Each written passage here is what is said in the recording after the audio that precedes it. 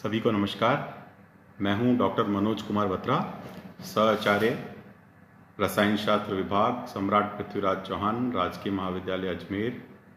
आज हम हाइड्रोजन बंध के प्रकार के संदर्भ में बात करेंगे। कल आप सभी लोगों ने जैसा देखा होगा, हमने हाइड्रोजन बंध के बारे में बात करना शुरू किया था कि हाइड्रोजन बंध क्या होते हैं और हाइड्रोजन बंध के जो गुण हैं वो कौन कौन से होते हैं। तो आप सभी को मालूम होगा कि हाइड्रोजन बंध के बारे में हमने बात की थी कि हाइड्रोजन बंध वो है जिसमें हाइड्रोजन जो है वो दो विद्युत ऋणी परमाणुओं के मध्य एक सेतु के समान जिसमें रहता है। यानी हाइड्रोजन जो है वो दो इलेक्ट्रोनेगेटिव एटम्स के बीच में एक ब्रिज की तरह जहां पर एक्ट करता है। एक एटम के साथ में ये कोवेलेंट बॉन्ड से जुड़ा होता है और दूसरे के साथ में दूसरे मतलब इलेक्ट्रोनेगेटिव एटम के साथ में ये जो है वो एक अट्रैक्शन से या आकर्षण से जुड़ा हुआ होता है। तो जो हाइड्रोजन है वो जिस परमाणु के साथ में आकर्षण के साथ जुड़ा हुआ है, अट्रैक्शन के साथ जुड़ा है, वो अट्रैक्शन जो है उसको हम हाइड्रोजन बॉन्ड कहते हैं। तो हाइड्रोजन बॉन्ड जो है वो एक प्रकार का ट्रू बॉन्ड नहीं है। फिर हमने बात की कि हाइड्रोजन बॉन्ड जो होता है इसका जो बॉन्ड एनर्जी का मान है वो काफ़ी कम होता है, लगभग 3 से 10 किलो कैलोरी प्रति मोल इसकी ऊर्जा होती है, जो कि इसकी कोवेलेंट बॉन्ड की जो बॉन्ड एनर्जी है जो कि लगभग 50 से लेकर 100 किलो कैलोरी प्रति मोल होती है उससे काफ़ी कम होती है। लेकिन ये ऊर्जा जो है वो वंडरवॉल फोर्सेस जो है जिनकी 1 से लेकर 3 किलो कैलोरी प्रति मोल होती है उससे काफ़ी अधिक होती है। इसके अलावा और हमने देखा कि जैसे जैसे विद्युत ऋणी परमाणु का आकार बढ़ता है इस हाइड्रोजन बॉन्ड जो है उसकी स्ट्रेंथ जो है वो कम होती जाती है। तो जितना अधिक विद्युत ऋणी परमाणु का आकार होगा हाइड्रोजन बॉन्ड जो है उसमें जो बनेगा वो उतना ही कमजोर बनेगा। इसी तरह से हमने कल बात की थी कि जो विद्युत ऋणी परमाणु जो है उसकी विद्युत ऋणात्मकता का मान अगर अधिक है तो हाइड्रोजन बॉन्ड जो बनेगा वो बहुत स्ट्रांग बनेगा, अन्यथा हाइड्रोजन बॉन्ड जो रहता है वो उसका वीक बनता है।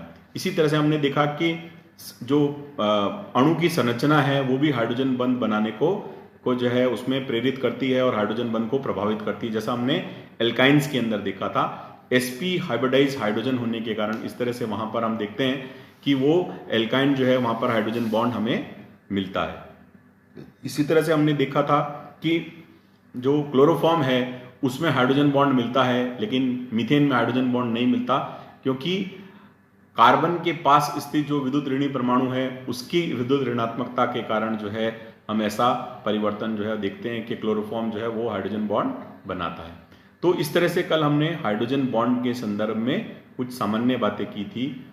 आज हम बात करते हैं हाइड्रोजन बॉन्ड के प्रकार के बारे में, टाइप्स ऑफ हाइड्रोजन बॉन्ड। तो हाइड्रोजन बॉन्ड जो है वो दो प्रकार का है मुख्य रूप से। पहला है जिसको हम कहते हैं अंतरा अणुक हाइड्रोजन बंध या इंटरमोलिक्यूलर हाइड्रोजन बॉन्ड। जब हाइड्रोजन बंध एक ही यौगिक के अथवा भिन्न भिन्न यौगिकों के दो या अधिक अणुओं के मध्य बनता है तो उसे अंतराणुक हाइड्रोजन बॉन्ड कहते हैं। यानी कि जो अणु जो है वो एक ही कंपाउंड के भी हो सकते हैं, मॉलिक्यूल्स जो हैं वो एक ही यौगिक के भी हो सकते हैं या भिन्न भिन्न अलग अलग यौगिकों के भी हो सकते हैं। यहां पर जो बॉन्ड बन रहा है हाइड्रोजन बॉन्ड वो दो मॉलिक्यूल्स या दो से अधिक मॉलिक्यूल्स के बीच में बन रहा है, ये बात हमें ध्यान रखनी है। क्योंकि यह आकर्षण दो अलग अलग अणुओं के मध्य होता है, अतः समस्त अणु एक दूसरे के समीप आ जाते हैं जिससे अणुओं का एसोसिएशन या संगुणन हो जाता है। यहां पर जो मॉलिक्यूल्स हैं वो सभी एक साथ मिल जाते हैं, तो इसलिए वो मॉलिक्यूल्स जो होते हैं उनका एसोसिएशन हो जाता है।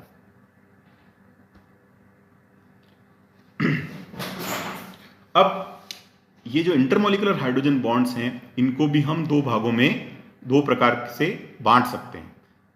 इंटरमॉलिक्यूलर हाइड्रोजन बॉन्ड जो है वो दो प्रकार के हैं। पहला है सम अंतराणुक हाइड्रोजन बॉन्ड या जिसको हम कहते हैं होमो इंटरमॉलिक्यूलर हाइड्रोजन बॉन्ड, और दूसरा है विषम अंतराणुक हाइड्रोजन बॉन्ड या हेट्रो इंटरमॉलिक्यूलर हाइड्रोजन बॉन्ड। तो अब अपन एक एक करके इनके बारे में बात करते हैं। सबसे पहले लेते हैं सम अंतराणुक हाइड्रोजन बंध या होमो इंटरमॉलिक्यूलर हाइड्रोजन बॉन्ड।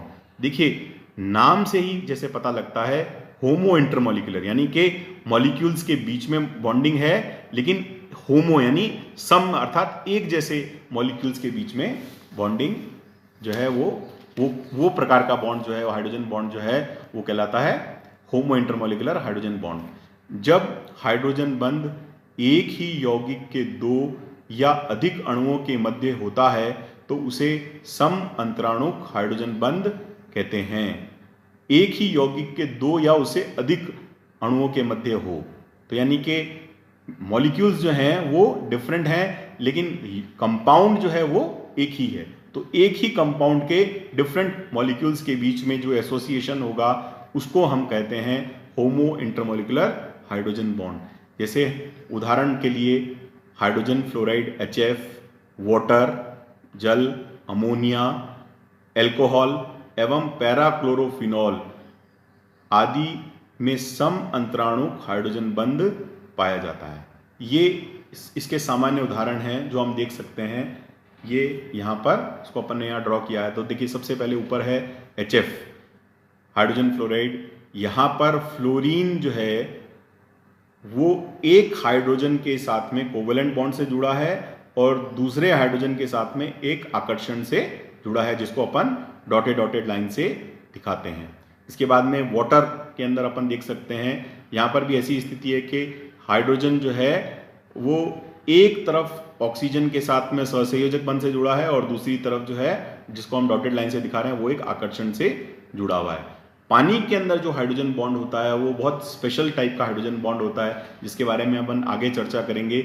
और ये आइस में तो ये क्या है, इसकी जो है 3 डायमेंशन में स्ट्रक्चर बन जाती है। त्रिविम आकाशीय जो है एक संबंधी संरचना जो है उसका निर्माण जो है होता है।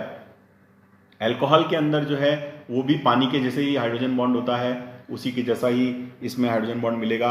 यानी ऑक्सीजन जो है उसके साथ में हाइड्रोजन जो है कोवेलेंट बॉन्डेड है और दूसरे के साथ में ये अट्रैक्शन के साथ में जुड़ा हुआ है। अमोनिया के अंदर भी हम हाइड्रोजन बॉन्ड देख सकते हैं। नाइट्रोजन जो है उसकी विद्युत ऋणात्मकता का मान ऑक्सीजन से कम होता है, तो इसलिए जो अमोनिया की जो हाइड्रोजन बॉन्ड होती है ये पानी के कंपैरिजन में थोड़ी वीक होती है।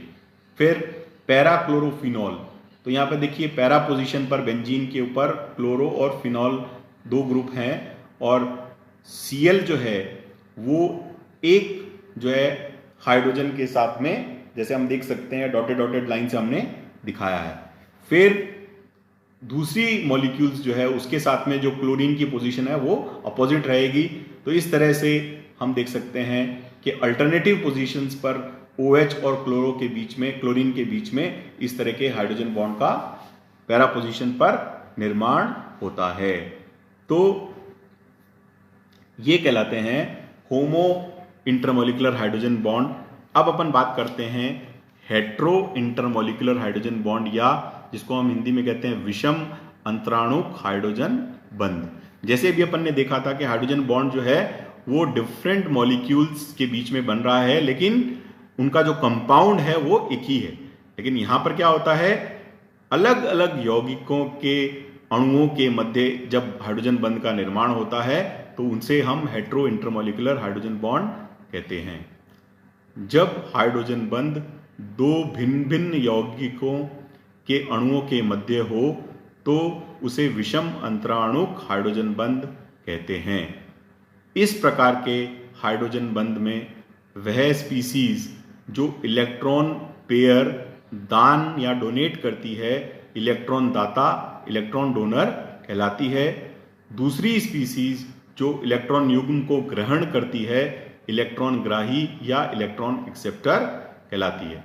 जैसा हमने बात की कि यह हाइड्रोजन बॉन्ड क्या है, ये 2 तरह के मॉलिक्यूल्स के बीच में है। 2 मॉलिक्यूल्स जो कि डिफरेंट कंपाउंड के हैं उनके बीच में है, तो उनमें से जो इलेक्ट्रॉन पेयर देने का काम करता है उसे हम इलेक्ट्रॉन डोनर कहते हैं, और जो इलेक्ट्रॉन पेयर को एक्सेप्ट करने का काम करता है उसको हम इलेक्ट्रॉन एक्सेप्टर कहते हैं। देखिए विषम अंतराणुक हाइड्रोजन बंध निम्नलिखित यौगिकों के जोड़ों में उपस्थित होता है। मतलब ये एक जो डिफरेंट कंपाउंड्स हैं उनके पेयर के अंदर प्रेजेंट है। जैसे हम देख सकते हैं अल्कोहल और ईथर के बीच में, तो जो ईथर है, ईथर के ऊपर ऑक्सीजन के ऊपर इलेक्ट्रॉन पेयर होता है, वो ऑक्सीजन का पर जो स्थित इलेक्ट्रॉन पेयर है वो दिया जाता है अल्कोहल को, तो ये कहलाएगा डोनर ईथर और अल्कोहल कहलाएगा एक्सेप्टर। इसी तरह से फिनॉल और टर्शरी एमीन के बीच में इस प्रकार का जो है हेट्रो इंटरमोलिकुलर हाइड्रोजन बॉन्ड है। यहाँ पर जो टर्शरी अमीन है वो डोनर है और फिनॉल जो है वो उसको एक्सेप्ट करने का काम करता है। इसी तरह से सेकेंडरी अमीन और कीटोन के मध्य जो है इस प्रकार का हेट्रो इंटरमोलिकुलर हाइड्रोजन बॉन्ड है, जिसमें कीटोन जो है वो एक डोनर है और सेकेंडरी अमीन जो है वो एक ग्राही का काम यानी एक्सेप्टर का काम करता है। और ये यहाँ पर देखें पायरॉल एंड पिरिडीन, इनके बीच में जो है इसी प्रकार का हेट्रो इंटरमोलिकुलर हाइड्रोजन बॉन्ड मिलता है, जिसमें पिरिडीन जो है वो इलेक्ट्रॉन पेयर को डोनेट करने का काम करता है और पायरॉल जो है उसको एक्सेप्ट करने का काम करता है। तो इस तरह से ये डिफरेंट पेयर ऑफ मॉलिक्यूल्स हैं जहां पर हमें इस तरह का हेट्रो इंटरमोलिकुलर हाइड्रोजन बॉन्ड जो है वो मिलता है। फिर दूसरे तरह का हाइड्रोजन बॉन्ड जो है वो है इंट्रामोलिकुलर हाइड्रोजन बॉन्ड, या जिसको हम कहते हैं अंतः अणुक हाइड्रोजन बंध। अभी हमने देखा कि हाइड्रोजन बॉन्ड जो है वो एक मतलब विभिन्न अणुओं के मध्य है। वो अणु जो होते हैं वो एक ही यौगिक के हो सकते हैं या अलग अलग यौगिकों के हो सकते हैं, लेकिन यहां पर जो हाइड्रोजन बॉन्ड जो है वो एक ही अणु के मध्य स्थित है। जब किसी यौगिक के एक ही अणु के अंदर हाइड्रोजन बंध बन जाए तो उसे अंतः अणुक हाइड्रोजन बंध कहते हैं, that is known as intramolecular hydrogen bonding hydrogen bond. इस प्रकार के बंध में दो समूह आपस में हाइड्रोजन बंध द्वारा जुड़कर 5 या 6 सदस्यीय मेंबर्ड स्थायी वलय बनाते हैं। यही कारण है कि हाइड्रोजन बंध बनने की इस प्रक्रिया को कीलेटन, या जिसको हम इंग्लिश में चिलेशन कहते हैं, उसको कहा जाता है। तो देखिए क्या होता है, इस प्रक्रिया के अंदर जो हाइड्रोजन बंध है वो कहाँ बनेगा, वो एक रिंग के अंदर उसका फॉर्मेशन होगा, और वो 5 और 6 मेंबर्ड रिंग क्या है, वो स्थायी वलय जो है उसको हम चिलेशन कहते हैं, उसका निर्माण इसमें हो जाता है। अंतः अणुक हाइड्रोजन बंध के कारण अणु स्थायी हो जाते हैं, जिससे इन अणुओं की समान प्रकार के अन्य अणुओं से जुड़ने की प्रवृत्ति अर्थात अंतराणुक हाइड्रोजन बंध जो है वो कम हो जाती है। मतलब क्या होता है कि मॉलिक्यूल्स जो होते हैं वो एक ही मॉलिक्यूल के अंदर क्योंकि हाइड्रोजन बॉन्ड हो जाती है पाया जाता है, इसलिए वो दूसरे के साथ में अटैच नहीं होगा, यानी कि उनके इंटरमोलिकुलर हाइड्रोजन बॉन्डिंग की जो टेंडेंसी है वो कम हो जाएगी। इसलिए क्या होता है, अतः इनके गलनांक व क्वथनांक जो होते हैं वो कम होते हैं। तो जो इंट्रामोलिकुलर हाइड्रोजन बॉन्डिंग का जो मोस्ट कैरेक्टरिस्टिक फीचर है वो चिलेट फॉर्मेशन है, कि दो ग्रुप जो है वो आपस में इस पोजीशन पर होते हैं कि वो इस तरह से 5 या 6 मेंबर का एक स्थायी एक रिंग का निर्माण कर लेते हैं, और उसके कारण जो है वो मॉलिक्यूल के अंदर स्टेबिलिटी आ जाती है। अंतः अणुक हाइड्रोजन बंध बनाने वाले समूहों के परमाणु एक दूसरे से निकटतम होने चाहिए। जैसे अपन ने बात की कि उनकी पोजीशन इस तरह से हो कि उनके पोजीशन के कारण उनके बीच में हाइड्रोजन बंध का निर्माण हो सके, जिससे वलय में न्यूनतम विकृति ही आने पाए। मतलब जो रिंग फॉर्मेशन हो रहा है उसमें डिफॉर्मेशन नहीं आए। यही कारण है कि बेंजीन के ऑर्थो डाई सब्स्टिट्यूटेड डेरिवेटिव्स जो होते हैं, द्विप्रतिस्थापित व्युत्पन्न जो होते हैं, वो उनमें अंतः अणुक हाइड्रोजन बंध का निर्माण होता है या वो निर्माण करते हैं, जबकि मेटा एवं पैरा प्रतिस्थायी में हाइड्रोजन बंध में भाग लेने वाले समूहों के मध्य अधिक दूरी होने के कारण अंतरा अणुक हाइड्रोजन बंध पाया जाता है। तो क्या है कि ऑर्थो पोजीशन में जो दो जो बेंजीन सब्स्टिट्यूटेड जो है कंपाउंड्स हैं उसमें ऑर्थो पोजीशन के अंदर जो दो ग्रुप्स हैं उनके मध्य हाइड्रोजन बॉन्ड का फॉर्मेशन तभी हो पाएगा जब वो दोनों जो ग्रुप हैं वो इस प्रकार से पोजीशनड हो कि उनकी स्थितियां इस प्रकार हो कि वहां पर हाइड्रोजन बंध जो है उसका निर्माण हो सके। यदि ये दोनों समूहों के मध्य दूरी ज़्यादा दूर है, यानी मेटा और पैरा पोजीशन पर है, तो इंट्रामोलिकुलर हाइड्रोजन बॉन्ड फॉर्मेशन जो है वहां पर नहीं हो पाता। तो ये एक पोजीशन की एडवांटेज के कारण, पोजीशन ऐसी है वहाँ से, इस कारण से उसके बीच में हाइड्रोजन बंध का निर्माण होता है। उदाहरण स्वरूप पैराक्लोरोफिनॉल में अंतराणुक हाइड्रोजन बंध पाया जाता है, जबकि ऑर्थोक्लोरोफिनॉल में अंतः अणु हाइड्रोजन बंध पाया जाता है। पैरा के अंदर जो है वो इंटरमोलिकुलर हाइड्रोजन बॉन्डिंग है, ऑर्थो के अंदर इंट्रामोलिकुलर हाइड्रोजन बॉन्डिंग है। अंतः अणुक हाइड्रोजन बंध दर्शाने वाले ऑर्थो प्रतिस्थाई की तुलना में अंतराणुक हाइड्रोजन बंध दर्शाने वाले मेटा व पैरा प्रतिस्थाई का गलनांक एवं कथनांक जो है वो अधिक होता है। जैसे हमने पहले भी बात की कि जहाँ पर इंट्रामोलिकुलर हाइड्रोजन बॉन्डिंग जिन मॉलिक्यूल्स में है, जैसे अपन बात कर रहे हैं ऑर्थोक्लोरोफिनॉल की, तो वहाँ पर उसके जो मेल्टिंग पॉइंट और बॉइलिंग पॉइंट की वैल्यू है वो, क्योंकि मेटा और पैरा में इंटरमोलिकुलर हाइड्रोजन बॉन्डिंग पाई जाती है, इसलिए इसके बॉइलिंग पॉइंट और मेल्टिंग पॉइंट की वैल्यू जो है वो मेटा और पैरा से कम होती है। या दूसरे शब्दों में कहें, मेटा और पैरा प्रतिस्थापियों के गलनांक और कथनांक का मान ऑर्थो से उच्च होता है, क्योंकि डिफरेंस जो है वो यही है कि ऑर्थो में इंट्रामोलिकुलर हाइड्रोजन बॉन्डिंग है और मेटा और पैरा में इंटरमोलिकुलर हाइड्रोजन बॉन्डिंग है। देखिए, इसको अपन इन उदाहरणों से भी इनको समझ सकते हैं। यहाँ पर ये एग्जाम्पल्स दिए डिफरेंट तरह के।